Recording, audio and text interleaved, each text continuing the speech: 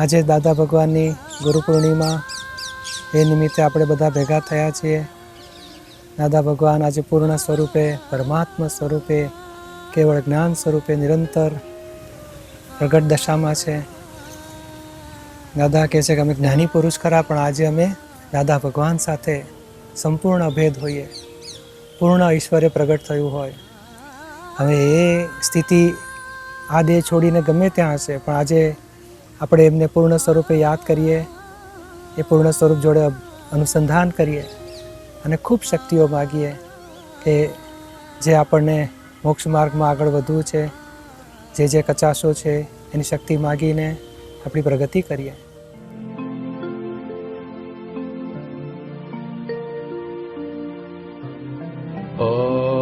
અમારી ગુરુ પૂનમ કાય વિશ્વદી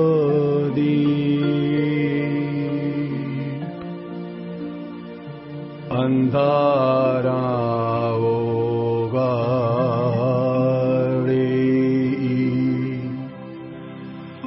સ્વયં જ્યોતિ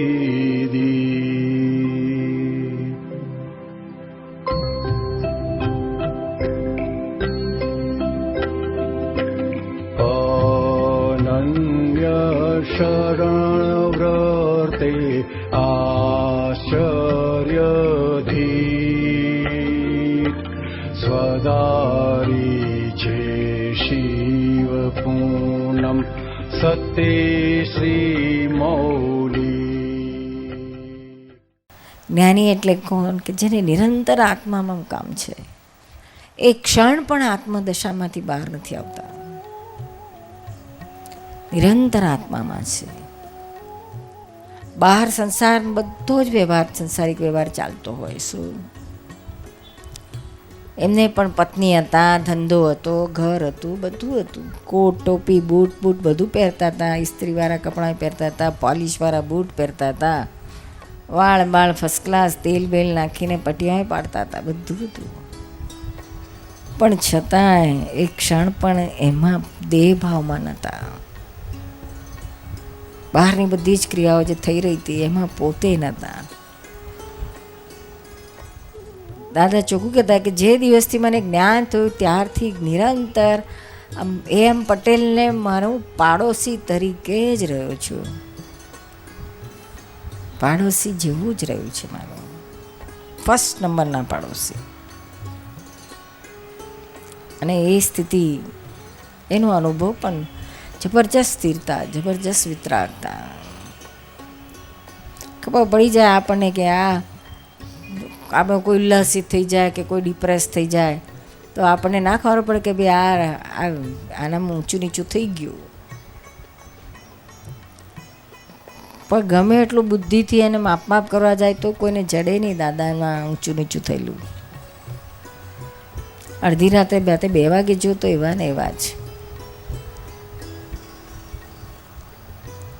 ગમે એટલું કોઈ અપમાન કરે, ગાળો દે, ગમે તે કરે તો એમને એમ જ રહે કે ભાઈ આ ગાળો કોણ? એ પોતે કહેતા ને કે મને આપણને એવું કે રાગ એવું એવી અવસ્થામાં રહેતા આપણને પણ કરી દે છે, તો એમને નહીં રહેતું.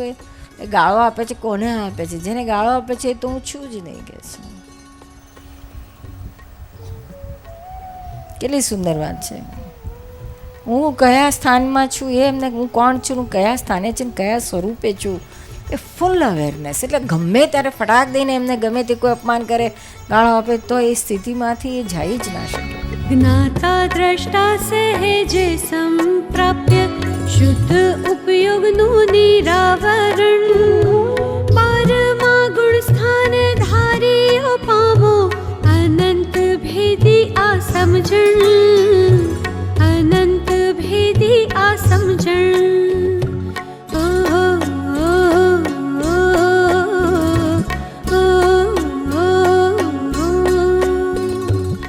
ખરેખર જ્ઞાની એને કહેવાય છે કે જેનામાં ક્રોધ, માન, માયા, લોભ કિંચિત માત્ર ના હોય, ડિસ્ચાર્જ પરિણામમાં પણ ના હોય. ચાર્જિંગમાં તો આપણે બંધ કર્યું પણ ડિસ્ચાર્જમાં પણ ના રહે. ડિસ્ચાર્જમાં ખલાસ થઈ ગયા ત્યારે પૂર્ણ જ્ઞાનીનું પદ છે. એમની વાણીથી કોઈને દુઃખ તો ના થાય, પાછા ઉપરથી કોઈ બધાના દુઃખ હોય જતા રહે. લો આ તો આમ હવે એવું બોલે કે પેલાને આખી જિંદગી સુધી ઘા વાગે, રૂજાય નહીં એવો ઘા વાગે. એને બદલે આ તો જરાય ને કોઈને દુઃખ ના પહોંચે, ઉઠું એને આનંદ થઈ જાય, અને હાજરી માત્રથી આનંદ થઈ જાય. એ કશું બોલે નહીં ને એમને બેઠા હોય ને તોય આનંદ. પેપર વાંચતા હોય દાદાને આપણે બેઠા હોય તોય જાણે હો એ બધું અંતસ્કરણ સ્થિર થઈ જાય, ખસવાનું ના મને, ખસવાનું મન જ ના થાય. દાદાની વાતમાં બુદ્ધિ જ નહોતી, એટલે એમની બુદ્ધિ નહોતી, એટલે મૂળ અહંકાર નહોતો. અહંકાર તો ખલાસ થયો, પછી ડિસ્ચાર્જ અહંકાર પણ ખલાસ થયો. અને અહંકાર છે ને રૂપી છે કે હું ચોખ્ખો છું, હું અક્કલવાળો છું, હું સેવાભાવી છું, હું આપ્તપુત્ર છું, હું આપ્તપુત્રી છું, હું બ્રહ્મચારિણી છું, હું સેવક છું, હું મહાત્મા છું. એ બધો હું છું છે ને એના ફોટા પડે એટલે લોકો કહે કે આ ટ્રાન્સપરન્ટ નથી હજુ. અને હું કેવળ જ્ઞાન જ સ્વરૂપ છું. તો જડે જ નહીં ને પેલો ભાઈ શોધવા જાય તો એ ટ્રાન્સપરન્ટ થઈ ગયો. પછી એટલે એવી વ્યક્તિની સામે જ્યારે આપણે આવીએ ત્યારે ત્યાં બુદ્ધિ જ ના હોય, બુદ્ધિનું એક પરમાણુ પણ ના હોય, એવું રહ્યું ને દાદાની વાત. હા, દાદાની વાતમાં બુદ્ધિ જ નહોતી, બુદ્ધિ જ નથી, એટલે એમની બુદ્ધિ નહોતી, એટલે મૂળ અહંકાર નહોતો. અહંકાર તો ખલાસ થયો, પછી ડિસ્ચાર્જ અહંકાર પણ ખલાસ થયો, પછી ડિસ્ચાર્જ બુદ્ધિ પણ ખલાસ થઈ. અને એ સ્થિતિવાળી એમની દશા હોવાથી લોકોને જ્યારે દર્શન થાય ત્યારે પ્યોરિટીના દર્શન થયા, ટ્રાન્સપરન્સીના. એટલે વચ્ચે કોઈ આવરણ જ નથી એમને, એટલે સીધું આત્માના દર્શન થતા. એટલે અને જ્યારે આ ગુરુ પૂર્ણિમા જેવો દિવસ હોય ને ત્યારે તો કેવળના દર્શન, એટલે એ ચોંટી જાય ને એને આવતા ભાવમાં સિમંદર સ્વામી પાસે ખેંચી જાય. દાદાની જોડ જગે નહીં જડે રે લો.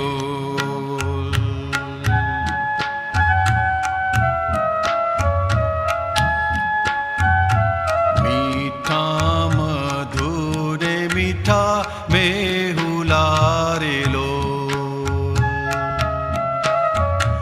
એથી મીઠા તે મારા દાદ રે, દાદાની જોડ જગે નહીં જડે રે લો.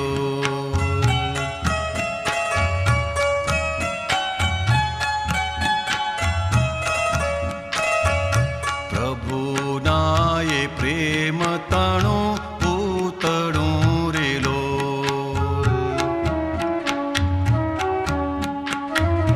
જગથી જુદેરી એની ભાત રે, દાદાની જોડ જગે નહીં જડે રે લો.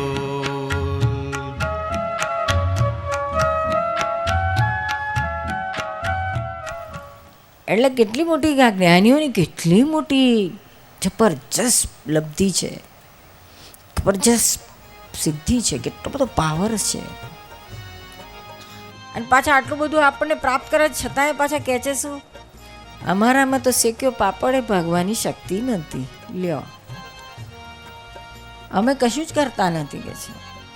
અને વાતે સાચી છે, જે સંપૂર્ણ અકર્તા હોય ચાહે શું કરે, અને કરનારા બધા મોં પાછા પડી જાય. કારણ કે આખું જ્ઞાન જ હાજર છે કે પોતે ક્યાં કરતા જ નથી. શું બધાના વ્યૂ પોઈન્ટને એક્સેપ્ટ કરે, કારણ કે પોતે સેન્ટરમાં, એટલે એમને બધું જ ખ્યાલ આવે કે કોણ કયા વ્યૂ પોઈન્ટથી બોલે છે, શું છે ને શું કહેવાનો આશય છે. અંતરાશય આખો સમજાય એમને, એટલે સામાનું કરેક્ટ જ લાગે, ઇનકરેક્ટ છે એવું લાગે જ નહીં. કોઈનું ખંડન મંડન હોય જ નહીં ને, કોઈનું પણ ખંડન મંડન ના હોય. મારું સાચું નાનું ખોટું એવું હોય નહીં. કોઈ એમ કે આ તમારું બહુ સારું છે ને પલાણું બહુ ખોટું છે, હું આમ છે ને તેમ છે, એવું કોઈ એમની અમે બોલી જ ના શકે. ત્યાગવાદ છતાં ખટપટ કરે વિતરાગ, સ્યાદવાદ છતાં ખટપટ કરે વિતરાગ, કરુણાનીત વરસાવે કળી ચોળિયા કાજ. સ્યાદવાદ છતાં ખટપટ કરે વિતરાગ, કરુણાનીત વરસાવે કળી ચોળિયા કાજ. અને શિષ્ય તો કે પોતે કોઈને શિષ્ય બનાવતા જ નહોતા, પોતે કોઈના ગુરુ થતા જ નહોતા. ગુરુનો અર્થ લિટરરી ભારે, ભારે એટલે પોતે ડૂબે ને બધાને ડૂબાડે બેઠેલા. કે જે મારે એવું ગુરુ નથી તો હું તો લઘુત્તમ થવું કે છે. ગુરુ થવું તો ભાંજગઢ નહીં મારે, લઘુત્તમ રહું તો પ્રોબ્લેમ જ નહીં ને કે છે. ઊંચે ચડે તો પડે, નીચે બેઠેલો ને પડવાની શક્યતા ખરી. એટલે પોતે લઘુત્તમ પદમાં હતા. રિલેટિવ બહુ સુંદર એમની વાત છે, એ વાક્ય છે, રિલેટિવમાં અમે લઘુત્તમ, રિયલમાં અમે ગુરુત્તમ, અને સ્વભાવથી અમે અગુરુ અલઘુ. એટલે ત્યાં ક્યાં પકડાય? જ્ઞાનીઓ કઈ જગ્યાએ પકડાય જ નહીં. ક્યાંય એક પણ જગ્યાએ એમને કહી ના શકે કે તમે અહીંયા ભૂલ ખાધી. ખૂબ બેલેન્સ હોય. શિષ્ય તો ઘણા કહેતા દાદાને, દાદા મારે તમને ગુરુ બનાવવા છે. કારણ કે આપણે હિન્દુસ્તાનમાં આ જ પરંપરા છે ને કે ગુરુ તો જોઈએ જ, ગુરુ વિના જ્ઞાન નહીં, ગુરુ વિના કશું ઉદ્ધાર નહીં, એ બધી માન્યતા હોય. એટલે જિંદગીમાં એકાદ ગુરુ તો કરવા જ જોઈએ, એવી બધા માનતા હોય. એટલે ઘણા આવે દાદાને કે મારે તમને ગુરુ કરવા જ કે છે. દાદા કે ભાઈ જો હું આત્મામાં રહું છું, 2 કલાકમાં તને આત્મામાં રહેતો કરું છું, પછી આત્મામાં કોણ કોનો ગુરુ ને કોણ કોનો શિષ્ય, છેલ્લી વાત પકડી લે ને તને જે મળે છે આત્મામાં પ્રાપ્ત કરી લે. પછી તારું કશું કરવાની જરૂર નહીં, તારો જ આત્મા તને નિરંતર ગાઈડ કર્યા કરશે. ઉપરથી એમ કહેતા હતા કે આખા જગતના જીવ માત્રના શિષ્ય થવાની દ્રષ્ટિ જ્યારે મેં વેદી ત્યારે આ જ્ઞાન મને પ્રગટ થયું છે.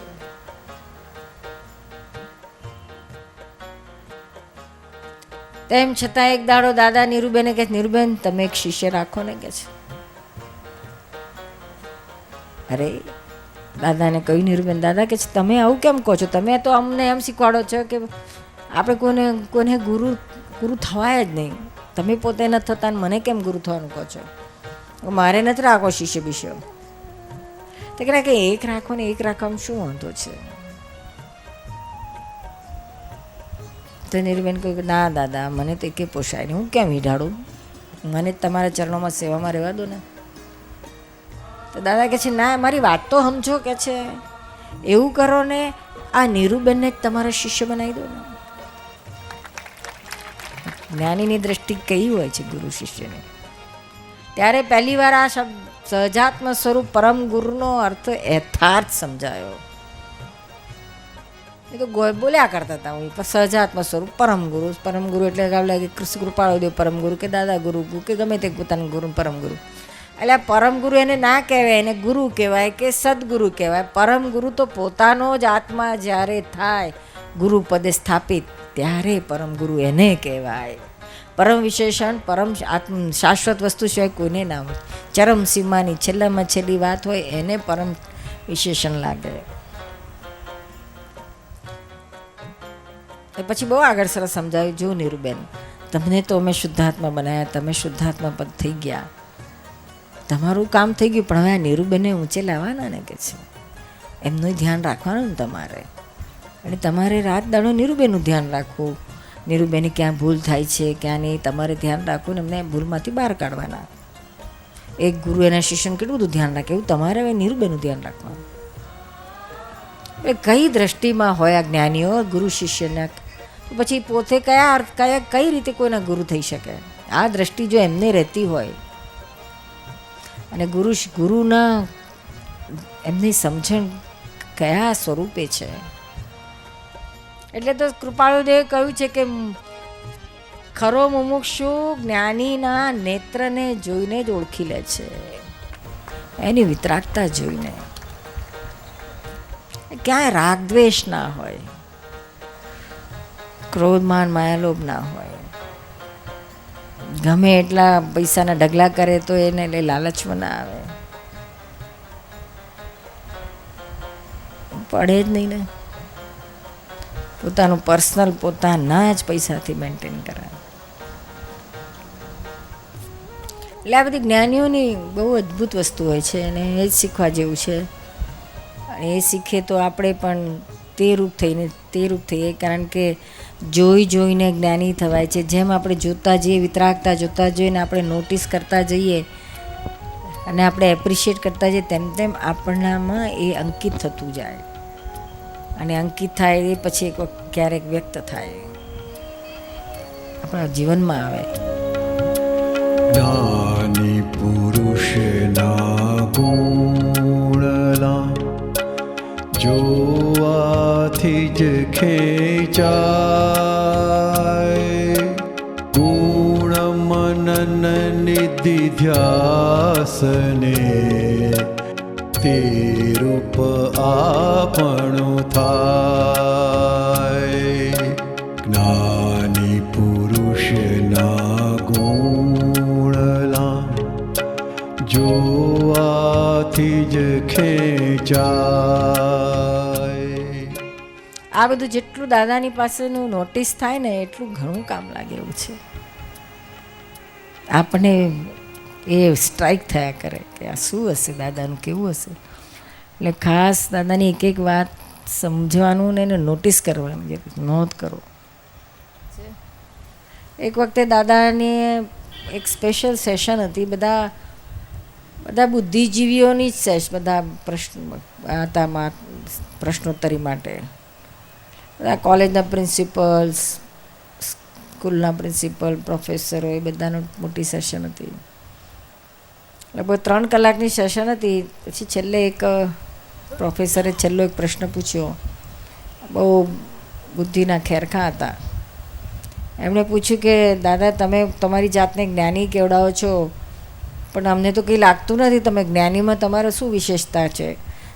તમે કર્મો કરો છો ને અમે કર્મો કરીએ છીએ, તમારા કર્મોમાં ને અમારા કર્મોમાં શું ફેર છે? તો સરખું જ છે ને કે છે. પછી દાદાએ પહેલાં તો જરા તાણીને ઊભો થઈને બોલે, દાદા ઓછું સાંભળે, ધીમે રહીને કે નીરુબેન આ શું કહે છે? એટલે પેલો અડધો ટાળો થઈ ગયો. પછી નીરુબેન રિપીટ કરી, પછી દાદાએ એ જ ક્ષમતાથી એમ, હા ખરું કહે છે, ખરું કહે છે, તમારા કર્મોમાં ને અમારા કર્મોમાં કશો ફેર નથી. ફેર માત્ર આટલો જ છે કે અમારો કર્મરૂપી વાઘ પાંજરામાં છે ને તારો ખુલ્લો છે, કઈ ઘડી તને ભરકી જશે કહેવાય નહીં કહે છે. અમારો કંટ્રોલમાં છે. એટલે આ આખું એમનું બધું કંટ્રોલેબલ હોય છે, બધું કંટ્રોલમાં આવી ગયું હોય. કેવા કર્મો ના હોય કે જે આમ ઉડાડી મૂકે, કારણ કે પાછો એની ઉપર હોય આત્મા જ્ઞાન, એના ઉપર આખો પરમ ગુરુ મહી બેઠેલો હોય. અને આ અજ્ઞાનીને તો પરમ ગુરુ નહીં પણ ઘરના ગુરુ હોય એ ગાઈડ કરતા હોય. એટલે એમને જરાય ભો ના હોય. અને એટલા માટે જ તેમના પ્રત્યેક કર્મને દિવ્ય કર્મ કહેવામાં આવે છે કે એમનું દરેક કર્મ ખરી પડતું કર્મ છે. નવું ચાર્જ નથી થતું, જૂનું છે ડિસ્ચાર્જ થતું છે, ખતમ થતું છે. જ્યારે અજ્ઞાનીને નવું ચાર્જે થાય ને જૂનું ડિસ્ચાર્જે થાય. જ્યારે અમને ખાલી ડિસ્ચાર્જ જ હોય, ચાર્જ ના હોય. એટલે દેખાવમાં તો બહારના જેવા હોય, એમને કે એ ખાય પીએ સૂએ ફરે અરે બધું આ બધાની જેમ જ હોય, માત્ર અંદર નવું ચાર્જ ના થતું હોય. એ નોખા જ હોય, આત્મા સ્વરૂપે જ હોય, બે જુદું જ હોય. એટલે જ્ઞાનીના પ્રત્યેક કર્મને દિવ્ય કર્મ કહ્યું છે. ગમે તે કરે ને હોય આત્મામાં જ હોય. કેવળ પ્રેમની જીવતી મૂર્તિ,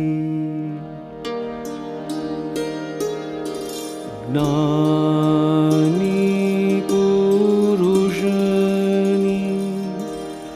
કરુણાને સમતા ભાંગેલા અહમને થાબડી વહાલથી મનથી ભાંગેલા જીવન કરતા કેવળ પ્રેમની જીવતી મૂર્તિ. કે દાદા કેવળ પ્રેમની જીવતી મૂર્તિ. જીવતી મૂર્તિ, કેવળ પ્રેમની. એટલે કેવળ શબ્દ અહીં ફક્ત લેવાનો કે કેવળ જ્ઞાનની પ્રેમની મૂર્તિ? એમ ના, કેવળ એટલે માત્ર, ફક્ત, હા, ઓનલી, બરાબર. તો એ એબ્સોલ્યુટ. કેવળ પ્રેમ એટલે પેલો પરમાનંદી પ્રેમની મૂર્તિ ના કહેવાય? આ પ્રેમ જે વ્યક્ત થયો છે, અભિવ્યક્ત થયેલા પ્રેમની વાત છે, કે જે આપણે બધાને નોટિસ થાય. એ પ્રેમમાં આપણે, એ પ્રેમના શાવરમાં આપણે રોજ નાહીએ પડ્યું, એ પ્રેમની વાત કરે છે. એટલે એ પરમાનંદી પ્રેમ જ થયો ને? કે એ પરમાનંદી નહીં, પણ એ પરમાત્મા પ્રેમ કયો, પરમાત્મા પ્રેમ, શુદ્ધ પ્રેમ. ક્યાંય કંઈ પણ સંસારી આપવા લેવાની વાત નથી, ક્યારે વધે નહીં, ઘટે નહીં, કોઈ અપેક્ષા નથી, કશું નથી, એવો શુદ્ધ પ્રેમ. દાદાના શુદ્ધ પ્રેમે કે શુદ્ધ પ્રેમે પામ્યા પરકાશ રે, કે આજ આતમનો ભાડો જાસ રે, આજ આતમનો ભાડો જાસ.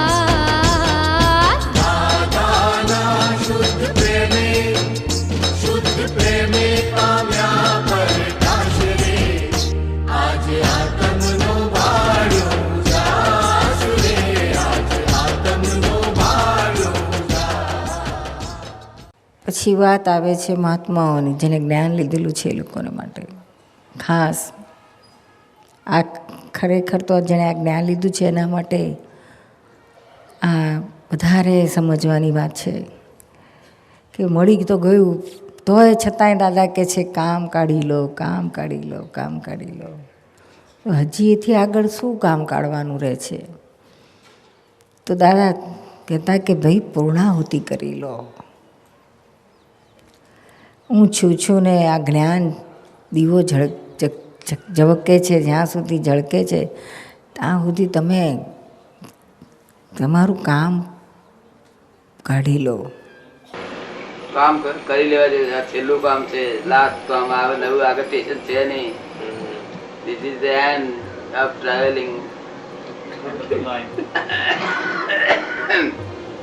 અને રાજધાની એક્સપ્રેસમાં જવાનું છે.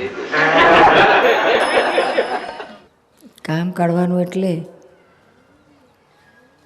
કઈ રીતે કામ કાઢવાનું? બધું બહુ લોકોએ દાદાને બહુ રીતે ફેરવીને જુદી જુદી જગ્યાએ જુદી જુદી વાતોમાં રેફરન્સમાં દાદાને આ પ્રશ્ન બહુ વાર પૂછેલા છે જુદા જુદા લોકોએ, કે દાદા કામ કાઢી લો એટલે શું કહેવા માગો છો? કામ કાઢી લો એટલે શું કહેવા માગો છો? દાદા દરેક નિમિત્ત આધીન જુદી જુદી વાતો કરેલી છે. એ બધાને આપણે સાંકળીએ અને આપણે આપણા માટે બધી જ વાતો છે એમ લઈએ તો આપણને એક નવી દિશા મળશે પુરુષાર્થની, પુરુષ થયા પછીના પુરુષાર્થની. કામ કાઢી લો, કામ કાઢી લો, કહ્યું કંઈક વાર.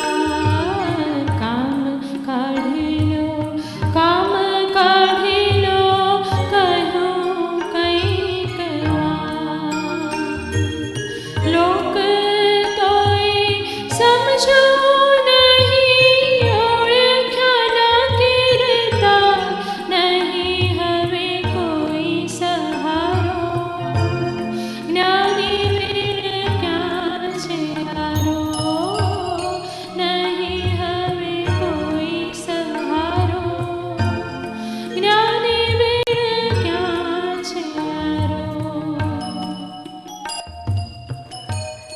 ખાસ તો કહેતા દાદા, એક જણે પૂછ્યું કે દાદા કામ કાઢી લો એટલે શું કહેવાનું? અમારે શું તમે કહેવા માગો છો? અમારે કામ કાઢી લેવાનું એટલે? તો દાદા કહે છે અમારી 5 આજ્ઞામાં રહો.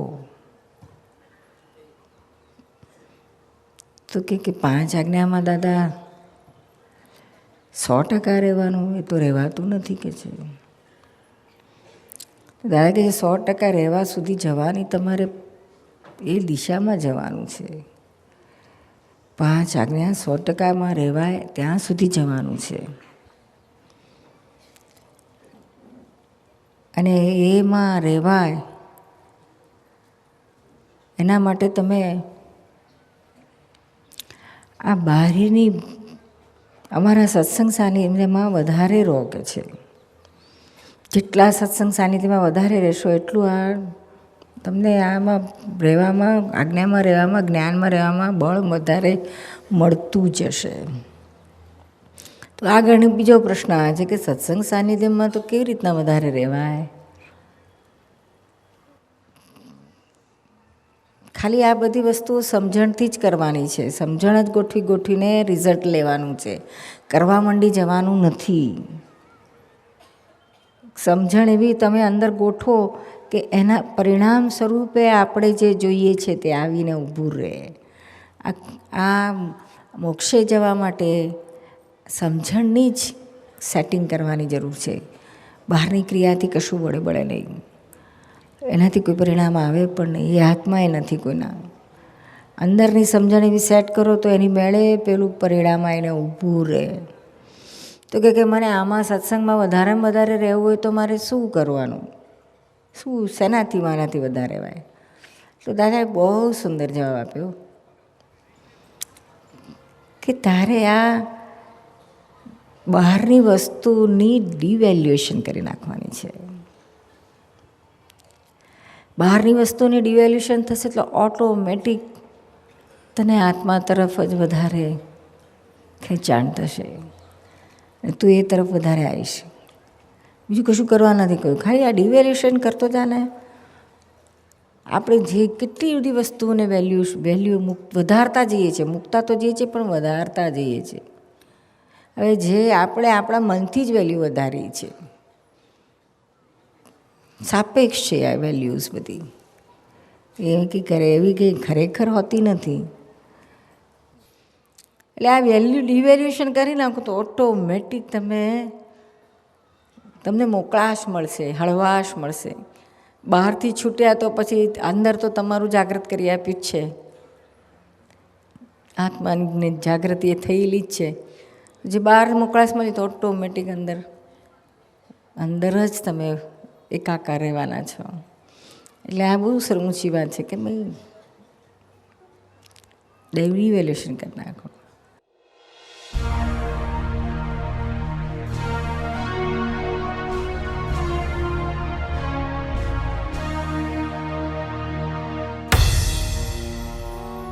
खुदती शक्ति मांगिए भरपूर आ गुरु पुनः में मोक्ष मार्गिणी कचाश करिए दूर आ गुरु पुनः में निज स्वरूप मा थईए तरबोड़ आ गुरु पुनः में शाश्वत सुखनी करिए अनुभूति आ गुरु पुनः में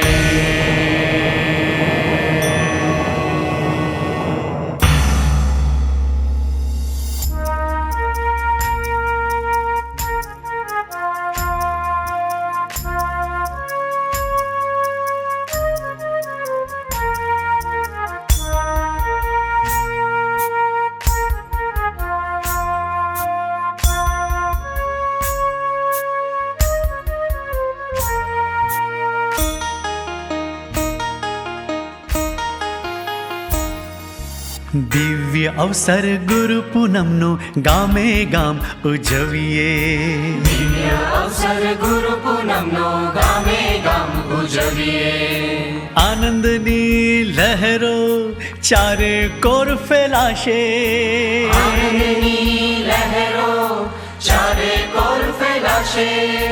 દિવ્ય અવસર ગુરુ પૂનમનો ગામે ગામ ઉજવીએ. દિવ્ય અવસર ગુરુ પૂનમનો ગામે ગામ ઉજવીએ.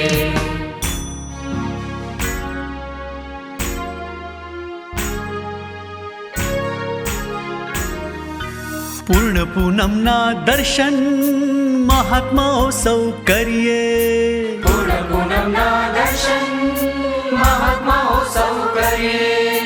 આરતી ભક્તિ પૂજન વિધિ શુદ્ધ ઉપયોગે કરીએ. આરતી ભક્તિ પૂજન વિધિ શુદ્ધ ઉપયોગે કરીએ. દિવ્ય અવસર ગુરુ પૂનમનો ગામે ગામ ઉજવીએ. દિવ્ય અવસર ગુરુ પૂનમનો ગામે ગામ ઉજવીએ.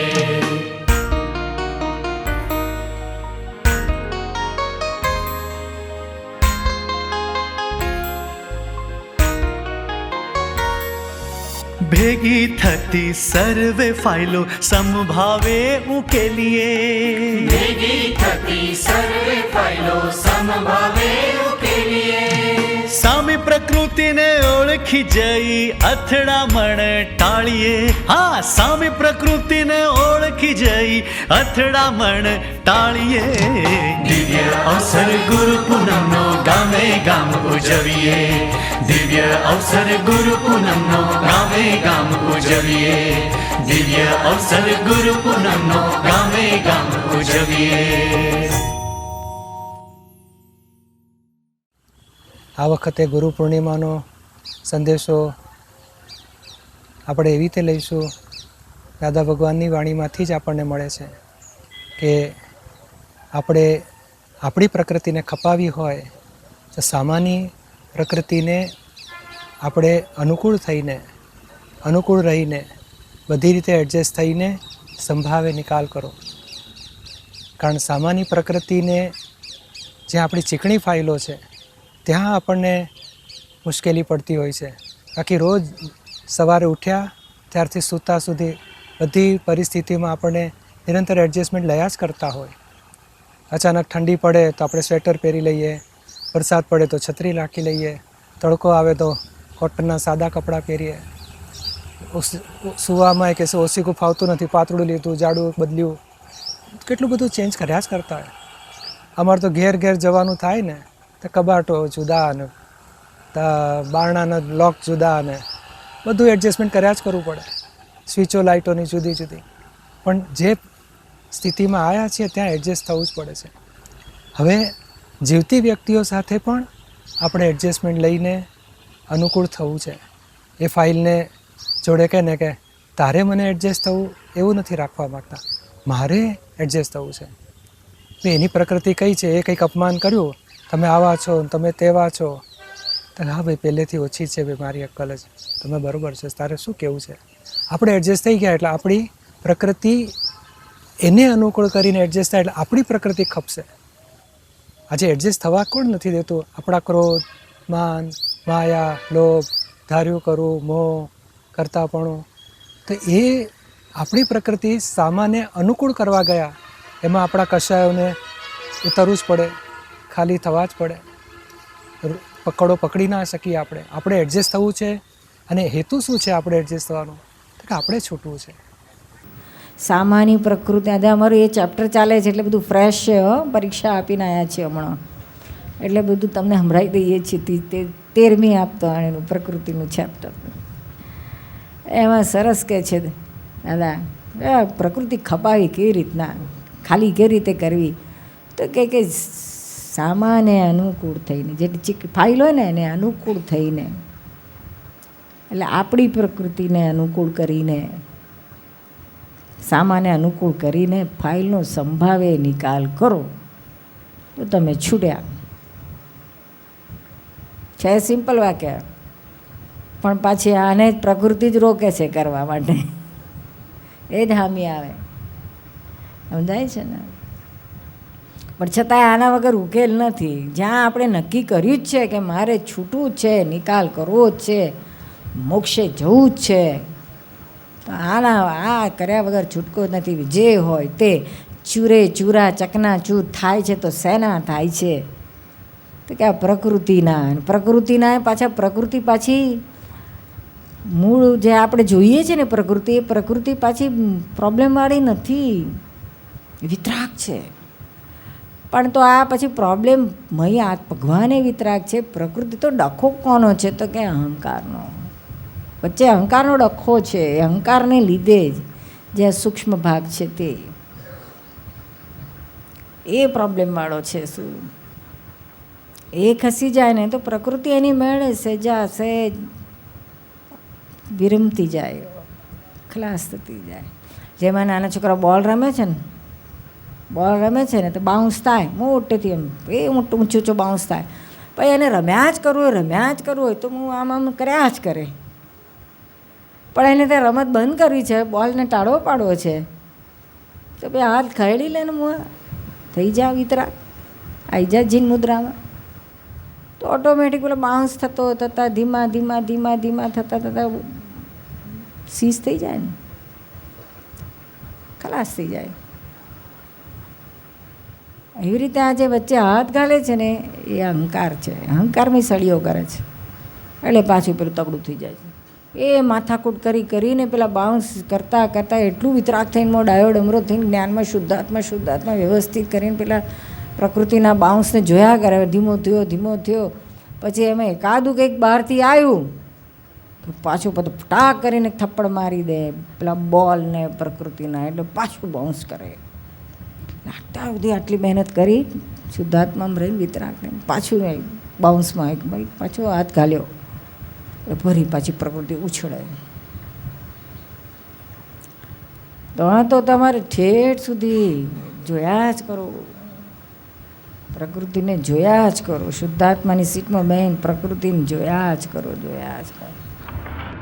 સામાનો વ્યવહાર સંચવાવો જોઈએ અને પોતે શુદ્ધાત્મા રહેવું જોઈએ. વ્યવહાર સચવાય ને શુદ્ધાત્મા રહે. વ્યવહાર ના સચવાય શું થાય? આપણને મુક્ત ના કરે વ્યવહાર. માણસ મુક્ત કરશે તો છૂટાશે ને. બરોબર છે. નિકાલ તો કરવો પડશે ને. કરવો જ પડશે. નિકાલ કર્યા કે ચાલે? ગ્રહણ ના કરીએ, ત્યાગ ના કરીએ, પણ નિકાલ તો કરવો પડે ને. હા, નિકાલ કરવો પડશે. એટલે સામો આપણી પાસે અપેક્ષા ના રાખે એ રીતે નિકાલ થવો જોઈએ. અપેક્ષા ના રાખે એટલે એનો અર્થ એટલો કે સામાને સંતોષ થવો જોઈએ. શું થયું? સામાન્ય સંતોષ થાય, એને અસંતોષ તો થાય એવું ન થાય. શું? એને અસંતોષ ન થવો જોઈએ ને નવી અપેક્ષા ઊભી ના થાય ભાઈ.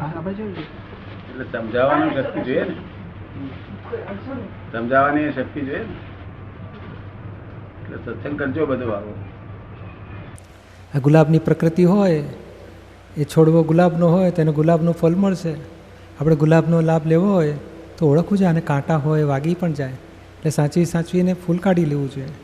તો એવી રીતે અહીં ઓળખીએ છીએ પ્રકૃતિને, એવા જીવતા માણસને એની ધીમે ધીમે પ્રકૃતિ ઓળખી. નાના બાળકમાં ઓળખે છે, એને ભૂખ લાગી છે એટલે રડે છે, એ ઊંઘ આવે છે એટલે રડે છે, એ થાકી ગયો એને હવે એને જરા ઉપાડીને બહાર હવામાં ફેરવવા લઈ જવો પડશે એટલે રડે છે. અને મોટામાં જરા રડે ને તો કકડાટ કરી મૂકે, શાંતિ રાખો ને, સમજતા કેમ નથી? હવે ત્યાંય પ્રકૃતિ ઓળખો કે આ મોટો હોય કે છોટો હોય, પ્રકૃતિ જ કામ કરે છે. અને પ્રકૃતિને ઓળખીને એડજસ્ટમેન્ટ લેવાના છે. એને શું માફક આવશે, શું નહીં આવે, કેવી રીતે આપણે એડજસ્ટ થઈએ. અને સામાન્ય એડજસ્ટ થતાં આપણી પ્રકૃતિના શિંગડા બધા ઘસાઈને ખાલી થઈ જવાના. એટલે આપણી પ્રકૃતિ ખપે. અને કદાચ આપણને બહુ સમજણ ના પડતી હોય તો દાદાનું જ્ઞાન વાક્ય હાજર રાખો. આ ફાઇલ છે અને સંભાવે નિકાલ કરો છે. એ માની છે ને ક્રોધી છે ને મારે આમ કરવું ને શું કરવું બહુ સૂઝ ના પડતી હોય ને, હે દાદા ભગવાન આ ફાઇલ છે, મારે સંભાવે નિકાલ કરો છે. હે શુદ્ધાત્મા ભગવાન આ ચંદુનું સંભાવે નિકાલ કરી શકું એ મને શક્તિ આપો. મારે એડજસ્ટ થવું છે, મારે દુઃખ આપવા નથી. ભાવ પકડીને વ્યવહાર કરવા જશો ને તો ઘણું બધું ઉકેલ આવી જશે. પણ આ ઓળખાય ને તો ઉત્તમ છે. પ્રકૃતિ ઓળખવી, ધીમે ધીમે નિરીક્ષણ કરવાનું. આ પરણે ને ત્યારથી પહેલાં એકબીજા નિરીક્ષણ જ કરતા હોય, એને શું ફાવશે શું નહીં ફાવે. પછી પેલો અભિપ્રાય બેસી જાય છે અને પછી રાગદ્વેષ થઈ જાય છે ને એટલે ડખા થાય છે. એ તો પ્રકૃતિ અભિપ્રાય ના આપે ને તો પ્રકૃતિ ઓળખીને પછી એડજસ્ટમેન્ટ લે ને તો એકબીજાને જબરજસ્ત પૂરક હોય છે. હસબન્ડ વાઈફ હોય કે મા બાપ છોકરા હોય કે સાસુ બહુ હોય, દેરાણી જેઠાણી, એ ઘરમાં રહેનારા એકબીજાને પૂરક હોય છે. પણ હા જો કશું કરતી નથી, મારે જ કરવાનું. અને પણ એડજસ્ટમેન્ટ લઈ નથી શકતા આપણે. એને નથી કરતી તો અમુક કામ એને નથી ફાવતા તો બીજા કામ આપો એને, આપણે આ કામ પતાવી દો તો બે જણા બેસ્ટ કરી શકશે ઘરમાં. આ છેલ્લું થોડા દિવસના અનુભવમાં આ છેલ્લી વસ્તુ આ જડી મને છેલ્લામાં છેલ્લી વસ્તુ આ મને જડી, કોઈ પણ જીવને કિંચિત માત્ર દુઃખ થાય તો એ પોતાનો મોક્ષ અટકાવે એટલું બધું જોખમ વાળું છે. એટલે એ કહે ને કે ગમે તે ભોગે આ ફાઇલો નિકાલ દાદા કહે છે બહુ જબરજસ્ત વસ્તુ છે. એ દુઃખ ના થાય એવી રીતે સંભાળ નિકાલ લાવવો જ પડશે, જ્યારે ત્યારે લાવવો પડશે. અને પોતે શુદ્ધાત્મા જ છે અને પેલું નિશ્ચય લક્ષ્યમાં રાખીને લાવવાનું છે. હા, એટલે એટલો વ્યવહાર ઉજ્જવળ હોવો જોઈએ કે જેથી કરીને પેલા નિકાલ આપણે કરીએ. તો દાદા કહે છે ને કે એડજસ્ટ એવરીવેર ક્યારે થવાશે? તો કે અથડામણ ટાળીશું ત્યારે. અથડામણ એટલે નહીં, હાઈવે ઉપર આપણે રાઈટ ટ્રેક પર ગાડી ચલાવીએ છીએ અને કોઈ રોંગ વેથી રાઈટ રીતે આપણે ચાલીએ છીએ, રોંગ રીતે કોઈ આવ્યું અને હવે એની સાથે કહે કે હું સાચો છું, હું આ રીતે જ જઈશ, તારે વચ્ચે નડવાની જરૂર નથી, એવું કહેવાય આપણાથી? આપણે જાણીએ છીએ કે ભાઈ આપણી સેફ સાઈડ માટે, આપણા રક્ષણ માટે અથડામણ ટાળો. આપણે એડજસ્ટમેન્ટ લઈ લઈએ છીએ. જો એડજસ્ટમેન્ટ નહીં લઈએ તો અથડામણ થશે અને આપણી ઘાત થઈ જશે.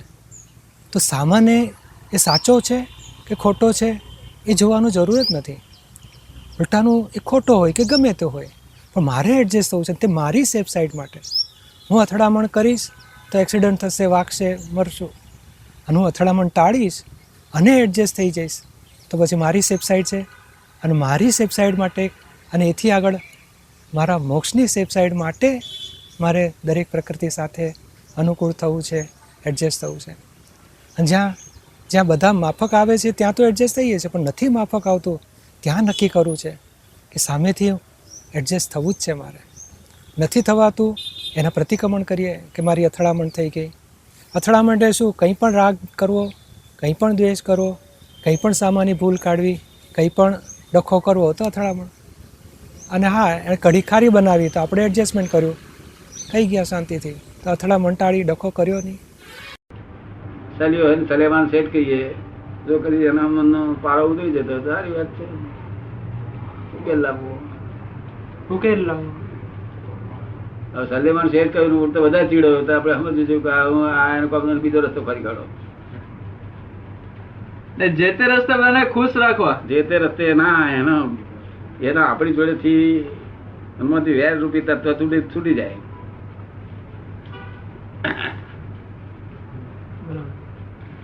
એના દાવો ના રહે આપણી ઉપર, દાવો ના માને, એનો ક્લેમ ના રહેવો જોઈએ. ખબર રસ્તે ફેરે દાઢીમાં હાથ ગાલી લોકો નહીં કહેતા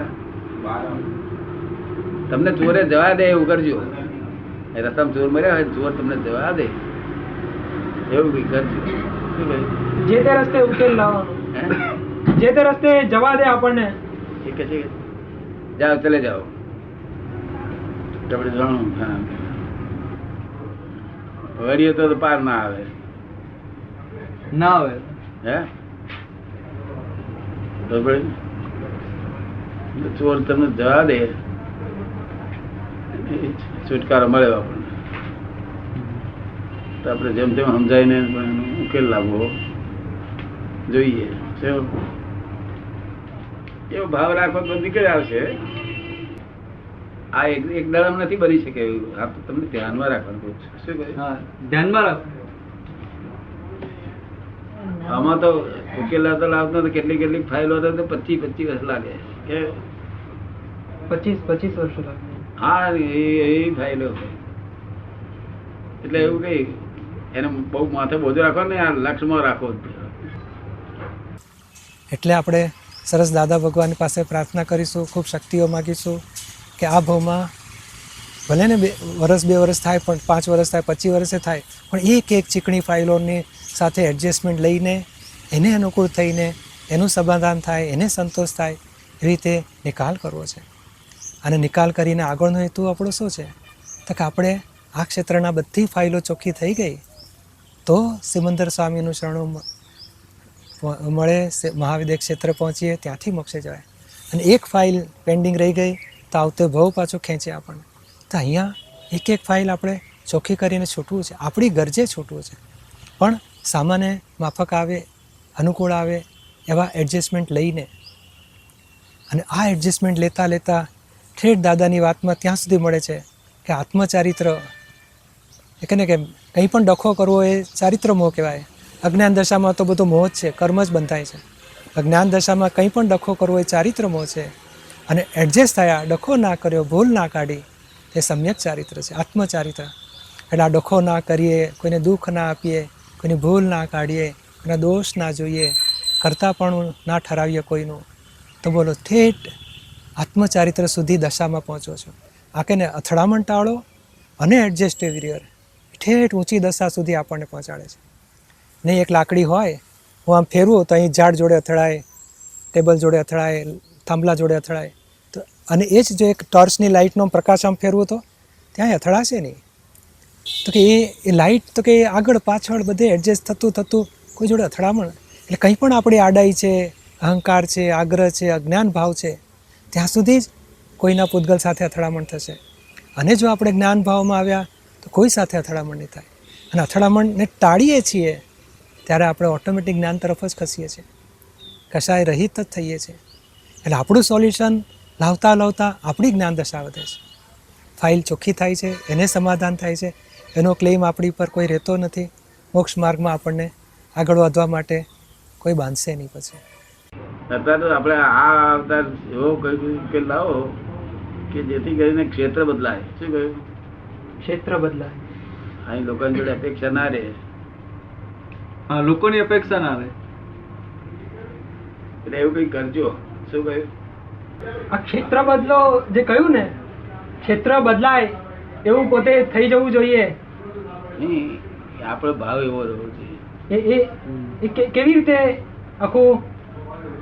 નહીં, આ નિકાલ તમે આ બધું કરો તો એમ જેમ જેમ નિકાલ કરો એમ શીખવાના લાયક થતા ગયા. શું થયું? બરાબર. એટલે બને એટલું આપણે આ ધ્યાનમાં રાખવાનું છે. આ વાક્ય બધું કહીએ સિદ્ધાર્થમાં થયા એમાં બે મત નહીં, તો પ્રતીતિમાં થયા. શું થયું? પ્રતીતિમાં. લક્ષમાં થયા એટલે જાગૃતિમાં રહ્યા. પણ અનુભવમાં જેટલો આવે એમાં જે કચાશ કોણ કરે છે અનુભવમાં? કે બહારનું જે આગળ કોઈનો અસંતોષ છે આપણા તરફનો તે કચાશ કરે છે. કોણ કરે છે? સરસ દાદાની વાણીમાં જ્યાં ત્યાં આવા ફોડ મળશે. કેવી રીતે એડજસ્ટમેન્ટ લેવું? અરે અથડામણ ટાળો નાનકડી ચોપડી છે, એડજસ્ટ એવરી યર નાની ચોપડી, એમાંય કમસે કમ 50-100 ચાવીઓ મળી જશે. એટલે દાદાની વાણી કહે ને કે આ જ આખું સંભાવ્ય નિકાલ કરવાની, સંભાવ્ય નિકાલ કરવો છે, નિશ્ચય તો કર્યો છે, કઈ રીતે કરવો? તો આ રીતમાં એક આપણને ચાવી મળે છે કે સામાન્ય અનુકૂળ થઈને સામાન્ય જોડે એડજસ્ટમેન્ટ લઈને સંભાવ્ય નિકાલ કરીએ. ચાલો આજે દાદા ભગવાનની ગુરુ પૂર્ણિમા નિમિત્તે દાદા ભગવાનના ખૂબ આશીર્વાદ લઈએ.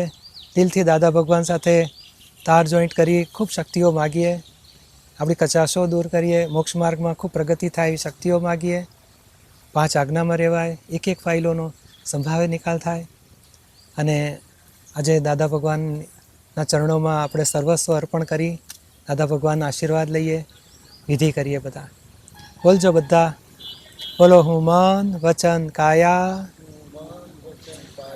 મારા નામની સર્વ માયા,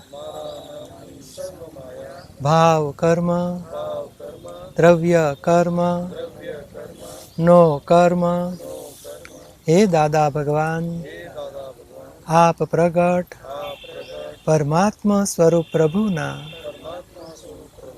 સુચરણોમાં સમર્પણ કરું છું. હું શુદ્ધાત્મા છું, શુદ્ધાત્મા છું, શુદ્ધાત્મા છું.